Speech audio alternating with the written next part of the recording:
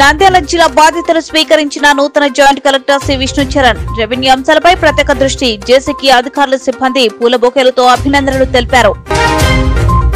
నంద్యాలలో current shock తో న్యాయవాది మృతి. స్నానం కోసం హీటర్ వేస్తూ కరెంట్ షాక్ తగిలి మృతి చెందిన న్యాయవాది శివరాం. నంద్యాల జిల్లా కలెక్టర్ కార్యాలయ నూతన భవనాల ఏర్పాటు చేయడం కోసం వ్యవసాయ శాఖ కార్యాలయంలో స్థలాన్ని జిల్లా అధికారితో పరిశీలిస్తున్న జిల్లా కలెక్టర్ రాజకుమారి. సూపర్ 6 పథకాలను రాష్ట్ర ప్రభుత్వం వెంటనే అమలు చేయాలని డిమాండ్ చేసిన కాంగ్రెస్ పార్టీ మాజీ రాష్ట్ర ప్రధాన కార్యదర్శి చింతల మోహన్ రావు. నల్లమల అటవీ ఆత్మకూరు అటవీ డివిజన్ కొత్తపల్లి కొలను భారతి క్షేత్రం వద్ద అలాగే ఆత్మకూరు మండలం పెద్దగుమితం ప్రాంతంలో కనువిందు చేస్తున్న జలపాతాలు.